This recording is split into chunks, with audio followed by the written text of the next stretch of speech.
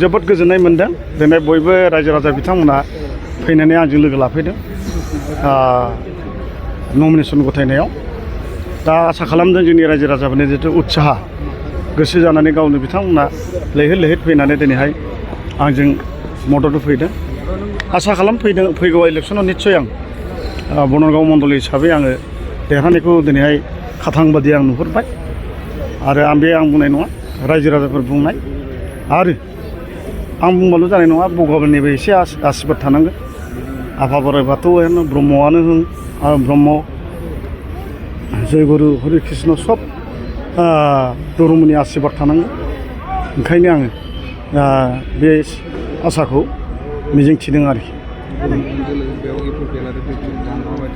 ना बेथ' फेक्टराथ' नोङो राजनितिकआव फेक्टर थाखायो रावबोथ' जेननो होननानै गेलेया बयबो देरहानो होननानैसो गेलेयो बे हिसाबाव फेक्टर जागोन 3 कोनिया भट जागोन 3 कोना जाब्लाबो नाथाय आङो